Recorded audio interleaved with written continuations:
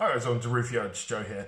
Let me first start by apologising, firstly, for this absolutely rancid mad that we're doing this deck profile on today. Unfortunately, I was an idiot and I didn't bring my my usual Rufio mat that you will see in all my other videos to locals today. I ended up borrowing one off my buddy James, one of the tuggers. Thank you very much. He hooked me up with a nicer one than this. Unfortunately, when he had to go home, I gave him his mat back, of course. And Mark and Manascrew, thank you very much, hooked me up with this, the ugliest goddamn mat left in the store. Unfortunately, it was the only one that was out of its packaging, you know, where there's ones that are left over and that kind of thing kicking about. So yeah, this is what we had to make do with. So apologies, we're playing on a Noble Knight mat to go through this deck profile for you. But it's better than no mat at all, so yeah, you'll have to kind of just pardon this mat, I suppose. Let me also apologise for any kind of weird background noise or anything like that. There is a magic event going on in the other room next door, and they get pretty rowdy, much like we do ourselves, like any group of people getting together to play card games. So, yeah, that's pretty much it. So, what I wanted to do was, you may have seen this deck profile on another channel. Curry Nation featured it for me. I made a couple of changes, not major ones, but I really wanted to go back over this since the Mermail link was re-released. But big shout out to Curry Nation for making that happen. But yeah, I just wanted to put it on my own channel as well so you guys could see it for yourselves. So like I said, there's been a couple of changes since. I will just go through the deck for you. I'll try not to cover in too much detail, but I'll probably sort of brief you on what each card does. There's one or two others that I think the wording's a little bit weird or where I'm a bit rough on it, where I don't want to explain it wrong to you, so I'll read it out to you as we go along. This is certainly not the perfect deck build, and things may have changed a little bit because this is still a Sekka version. A lot of people are running the Orcust Mermail decks and things like that. Maybe I'll look at doing one of those for you as well if there's a demand for it. If there is, please let me know in the comments if you're interested in seeing that, and I will go out and I will make the profile for you. I'll do some testing and see what I find is the best build that I can sort of make together, and I'll bring that to you guys. So let's get stuck in, shall we? So we'll get stuck into our Mermail. So we'll start with the actual Mermail part itself of the monsters. So we are running just double Megalo, just two of these. I think three is a bit overkill. This is the one where you can summon it by sending two others to the grave, two other water monsters from your hand to grave. You can add one Abyss spell or trap from your deck to your hand, which is whatever. It doesn't really come up that much, in fact at all in this deck. But you can also tribute one other and make it have two attacks, which is really, really good for OTKing your opponent. And generally speaking, that's the way we're going to try and go with this deck. We're going to try and get into Borrelsword as quickly as possible and just blitz our opponent out. The deck is just full of extenders. It's pretty much all extenders. There's only one hand trap we run, which you'll see shortly. But essentially, you just want to get into your big boy plays and just absolutely muller them and blow them out. And that's what Abyssmegalo helps you get into doing.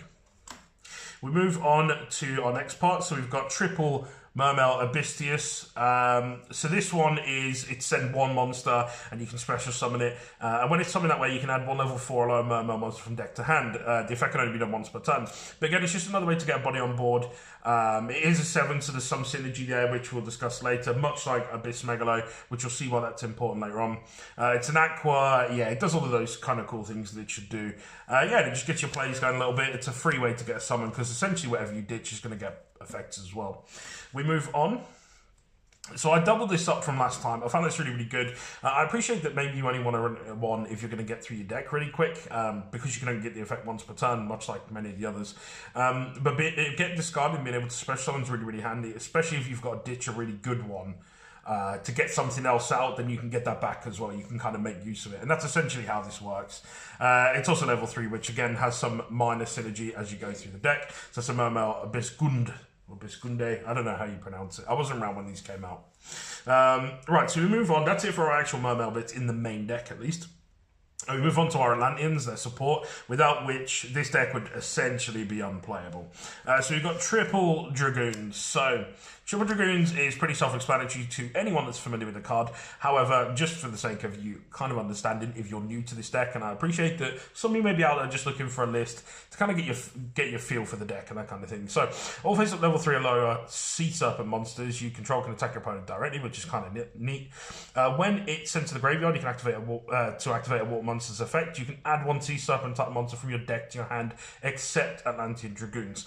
This gets a lot of your plays going. This is a really, really important card in the deck. If you go and find it ulties, you will see exactly why this is so expensive. This card is absolutely nuts. When you play it, you'll realise how important it is as we go through.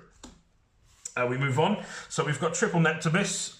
So Neptabyss has got a bit more of a longer effect, so I will read it out to you, just so you can catch all of it. You may not be able to see it on screen. I will show it on screen, of course, like always. But you can send one Atlantean monster from your deck to the graveyard. So normally you're going to send Dragoons for this, just to give you a tip-off.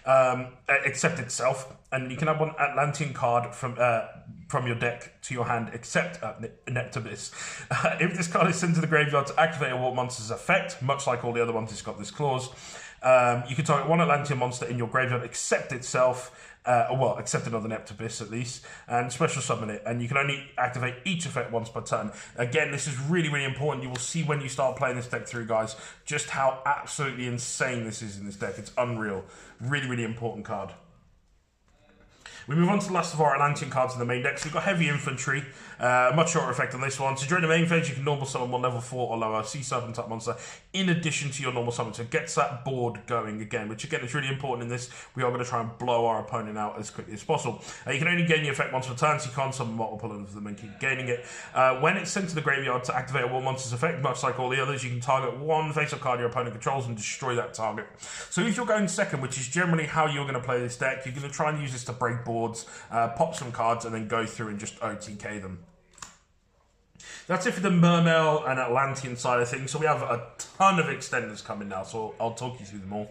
Well, this one's not really an extender, but it is a really important way to just get through your opponent's plays. One of the important things to realise about this is that if they've got a really, really sticky monster, you need to be able to break that board and just go through for the kill.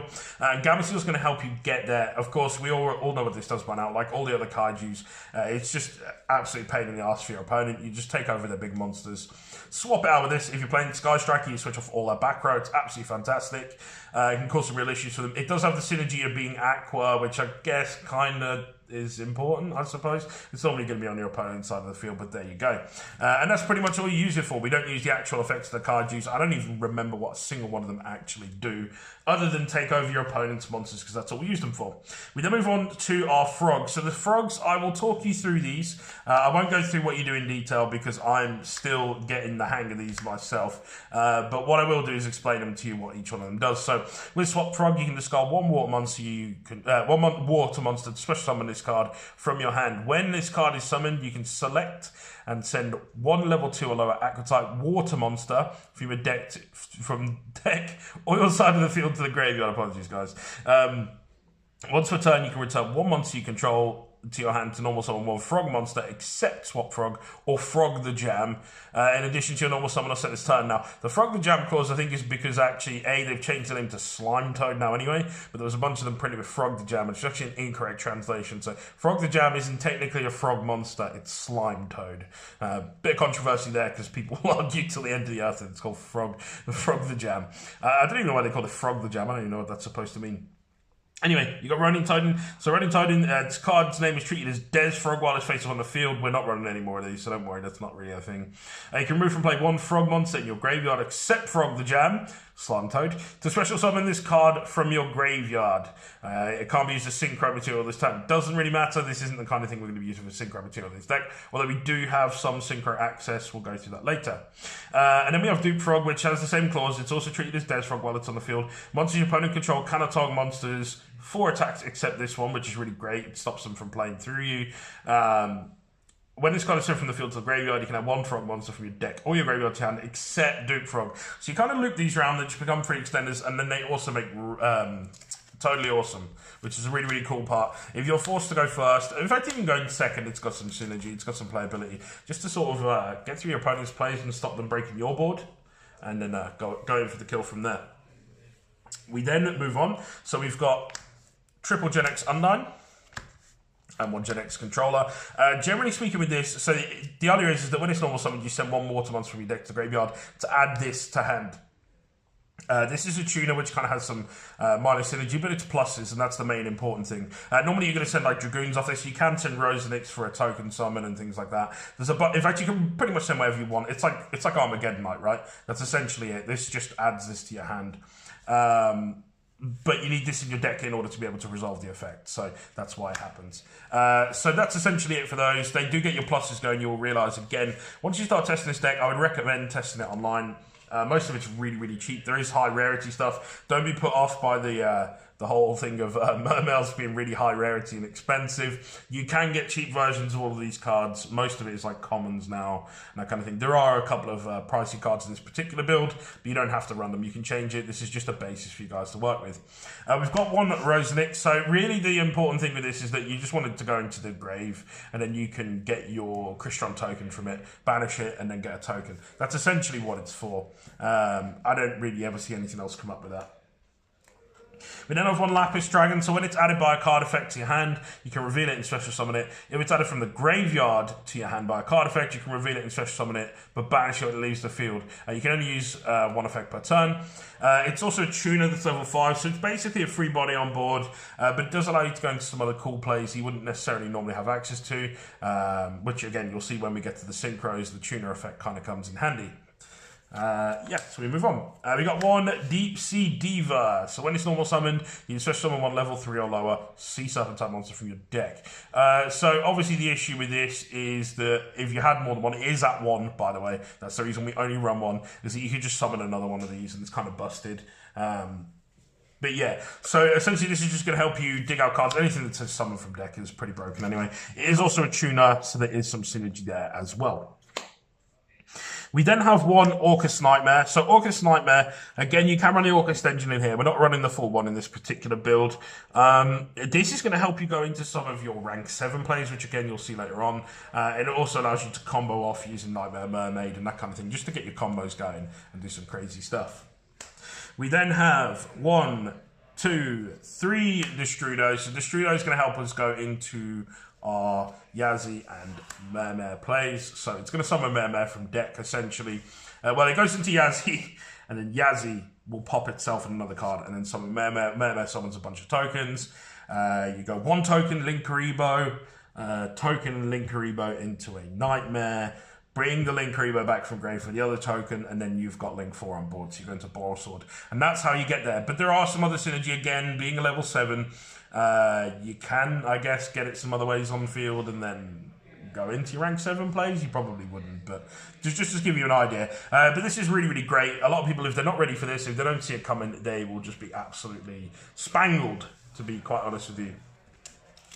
And that's it for our extenders for the deck. Like I said, the deck is absolutely full, and that's the whole point, is you just keep going. The one and only hand trap we run, I've got triple Fantastical Dragon Phantazmay. So the one issue that this deck has is that, given it's got all these extenders, there are some bricks you have to run.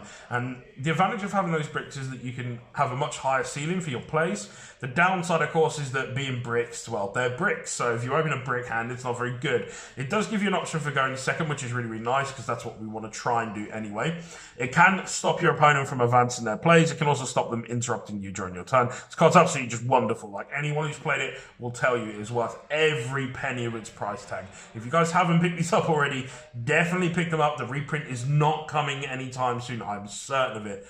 Listen to me, guys. Get this card if you can. But if you can't, you can run another hand trap, you can run an Ash Blossom, you could run Ghost Ogres, Effect Veil. It's more budget-friendly cards if that's what you want to do. But if you can afford it, if you've got access to it, definitely Fantastical Dragon Phantazmay. It shovels back those bricks for you. It gets you to see extra cards in hand. Absolutely wonderful card. Worth every single penny of it. And then we just finish off the main deck with triple Sekka's Light. So Sekka's Light is essentially Pot of Greed on steroids. I argue to the end of the earth that this is actually better than Pot of Greed, but only in select decks. That's the downside to it. And there are some limitations, but for the most part, it's a better card. It is draw 2, which is exactly what Pot of Greed does. But for the rest of the duel, after it's activated, you can't activate other spells and traps other than Sekka's Light. You can banish it from grave as well to reveal one monster in your hand, shuffle it into the deck, and then draw 1 card. This is really important for stuff like when you get Mare Mare in hand. You don't want to keep Mare Mare in hand. You don't want to have to tribute something for that card. You don't want to lose 2 cards to get it. You want to do it your own way and get it special summon and go through your plays. And there are a couple of other cards in here that you might not really want to see in your hand as well, or that are maybe clogging you up. Like if you've got a couple of Destrudos, you really don't want that in there. This is a way to put them back and just get those plays recycled. And that is it for the main deck, guys. Pretty much, again, as I've said before, the idea is that we're going to turbo into an OTK. So we then move on to our extra deck. I haven't done a side deck for this, much like I don't do for most of these builds. And the reason I don't do them is because they're format dependent. And let's be honest with you, the vast majority of people watching this video are most likely going to be going to locals with these decks or testing online. It's all about what the relevant meta is to you, and the meta is always shifting. So in a week, this deck could be like irrelevant for the version that I put out, depending on what the sides and stuff are. So yeah, it's not really worth me covering the side deck. So let's just go straight into the extra deck. So we've got the new Mermail Link. This is really cool. I really like this card. I'm glad they dropped it for us. It is nice and cheap as well to pick up, which is a real sort of benefit. It has great arrows. It's a link too, so you can use 2 fish, sea serpent, or aqua monsters, any combination of those, which is basically what the deck is full of to make it. So any monsters that it points to gain 500 attack and defense. So that's any monsters, not just water monsters, none of that. They gain 500 attack and defense. You can only use each of the following effects once per turn. So during your opponent's turn, quick effect, you can send 1 card from your hand to the graveyard to add 1 Mermail monster from your deck to your hand. That's going to trigger off those effects and cause chaos. And then if this card's owner's possession is destroyed by your opponent's card effect or attack, you can send 1 water monster from your deck to the graveyard, then target 1 water monster in your graveyard and special summon it in defense position, which is pretty fucking broken. So this card is absolutely awesome. I do think 1 is absolutely fine for it. You've got so many other players. Like I say, you're going to try and OTK. This is a little bit better for if you need to grind. In my opinion. So it just gives you that extra option. But for the most part, we are trying to OTK, so I think 1 of these is absolutely fine as it is.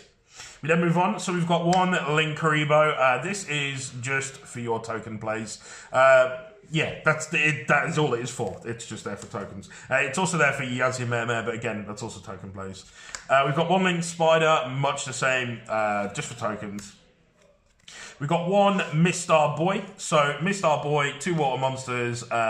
All water monsters on the field gain 500 attack and defense. All fire monsters lose 400 attack and defense, which is really cool, especially considering Salamangreat is so prominent at the moment. This will give you an extra edge in that matchup. When it's destroyed by battle or card effect, you can target 1 water monster in your graveyard and add it to your hand. So, it gives you an ability to recycle and continue on the next turn. We then have a Nightmare package of 4 monsters, not all 5, just the 4. I say all 5, there's 6, but Goblin, rest in peace, is gone forever, thank God. I love the card, but it can never come back. Nightmare Mermaid. So Nightmare Mermaid's going to get your plays going with your Orcust Knightmare. Apologies, a bit of glare here, guys. I know, you can see what this is now, right? Let's do that. That's a bit better, right? That's a bit better, that's better. Yeah, let's do that. Anyway, so Nightmare Mermaid's going to get those plays going. It's going to get you to dig out your Orchestrated Nightmare and just go through your rank plays, go through your silly link plays that you can do with this card. We've got 1 Nightmare Phoenix and 1 Cerberus. Primarily, you're going to be using this one. This one doesn't come up as often, I find. However, it's important to have this in order to go through your Borrelsword plays with your Yazzie and your Mare Mare and all of that. You're going to need to sacrifice 1 of your Nightmare monsters to do it. And this is basically the one that you want to do it with. Or this one, I guess, if they don't play any back row, you can do that too. And then 1 Nightmare Unicorn, just really good toolbox cards across the board. The fact that if you can link them up and then you can discard 1 for their effect and draw 1 is really cool, being able to dig. You can essentially set up a U-Link, kind of, with this deck. I wouldn't recommend trying to go for it. But I guess if you see the right extenders and you can't kill them and you're going first, you could set it up and just hope that they can't break it, I suppose. But yeah, and then this one's just spinner card, as you very well know already. It's like Castell, but better. And that is it for the Nightmare package itself. We don't run... what's the other one? Griffin. We don't run that because it's like a skill drain. It doesn't really come up very much, and I don't really want to commit those kind of resources to the board, and I'm sure neither will you, in order to get those plays going. We then move on. So the last of our Link monsters is Borrelsword himself. So I assume it's a he anyway. I'm not really into assuming genders, but there you go. Anyway, Borrelsword. Borrelsword is for killing your opponents. It's a win button. It's pretty much all there is to it. You just get it out and you just bang them. That's it. This card is broken. Get a copy. There's a reprint coming out soon. The prices probably won't drop yet because we are in national season for the most. I guess it's probably the same in North America, but certainly in Europe, we're in national season coming up, so this card is going to stay through the roof. But if you get the opportunity, maybe you pull 1, whatever, don't get rid of it. It's not worth it. Keep hold of it. It's worth every single penny that you pay for it. I got mine after YCS London, just after YCS London, I think, and it's been such an a great servant. Stealing games, man. Stealing games. Anyway, so move on to our synchros. We'll keep the things rolling along. So we've got one Brionac. So Brionac is just going to help clear up the board. Yeah, pretty self-explanatory. You just discard a bunch of stuff. Get loads of effects popping off, return a bunch of their cards, and then you just kill them. It's really, really good. It's also a Sea Serpent, so it can kind of be gotten rid of afterwards if you don't want to keep it on the field. We've got one Yazzie. Again, the idea behind this is that you Destrudo with any level 6 or lower monster, because you can't do 7 really. 6 or lower monster, you turn them into this, you pop one card on your side of the field and theirs. It makes your Mare Mare, and then you go into those plays. As explained earlier in the video, if you do want that in more detail, I did discuss it earlier, but there will be people out there who will show you how to do it. We've got one Borrelsword Dragon. This doesn't come up all the time because it is a slightly awkward level, but this is where Lappis Dragon can come in. It gives you an option for going first play for like a negate or an interrupt. It's really, really strong. It's just basically a free interrupt every turn you got one. And that's pretty much what it's for. And then we move on to our XC monsters. So we'll start with Fantastical Dracosack. So again, it's 2 level 7 monsters, recently got reprinted, which is what this version is. So really, really cheap to pick up. So once a turn, you can detach a material from the card, so summon 2 Fantastical tookens. While you control the token, monster can't be destroyed by this monster can't be destroyed by battle or card effects. Once per turn, you can tribute a token. And I've lost my mind. Once a turn, you tribute one Fantastical monster and target one card on your opponent's side of the field and destroy that target. This card cannot attack during the turn you activate this. So essentially, you're going to make the 2 tokens. You can pop whatever cards you need to get rid of, and then get rid of this and just carry on as you were. We've got one number 11 Big Iron, horrible gold rare, but we don't care. 2 level 7 monsters. Once per turn, you can detach a material from this card, and then target one monster your opponent controls. Take control of that monster. This card cannot attack during the time you activate this effect. Again, you're going to snatch it, and you're usually going to link them off, or get rid of it, or whatever, just out the problematic monster. And then we finalise, we round off with Totally Awesome. So Totally Awesome is really, really good. It is totally awesome. Once per turn during the standby phase, you can detach 1 XE material from this card, so summon 1 throw monster from your deck. Once per turn during either player's turn, when your opponent activates a spell or trap or monster effect, you can send 1 aqua type monster from your hand or face up from the field to the graveyard to negate the activation if you destroy the card. Then you can set it to your side of the field. If this card is sent to the graveyard, you can target 1 water monster in your graveyard and add it to your hand. So it gets your plays going, it gives you an interrupt. It's even good going second, to be quite honest with you, because it protects your plays, protects you from hand traps if they haven't interrupted you already. Card is very, very good. That is it for the deck profile, guys. Thank you very much for checking, and hopefully you've enjoyed it. Hopefully it'll give you some ideas of how to build the deck yourself. Again, it's certainly not going to be perfect. It's just what I've been playing and I've really, really enjoyed. It's been quite positive in terms of results so far, and the feedback's been really good. So hopefully you agree, and hopefully it's the same. But if you don't, certainly say so down in the comments. If you've got any tips or changes you would make, or things that you find have been working really well for you, definitely drop them down in the bottom. I will use those in testing and see how they get on myself. And maybe they'll be featured in future profiles. Who knows? Free content, guys. Who doesn't love it? Thank you very much, Mark, for the hookup on that. Go check him out, guys. His website's there. You can find him on Facebook as well. If you don't follow me on Facebook already, you should. You should also follow me on Twitter. You should subscribe to this channel, because that's why we're here, right? And I've also got an Instagram, which is also RufioYT. Mostly just spam pictures there, but who cares? That's what I guess that's what Instagram's for, right? Thank you very much for checking in, guys. Don't forget to subscribe, and I will see you in the next one. I'm afraid that's all we have time for in this video. If by chance you haven't had enough of listening to me waffle at you through a video about a children's card game, you can follow me on Facebook and Twitter. The links are on the screen, or if you're feeling really lazy, you can click the links in the description. While you're at it, don't forget to hit that subscribe button so you don't miss out on future content too. It'll make me smile, I promise. And who can ask for more than that? Thanks for watching, see you in the next one.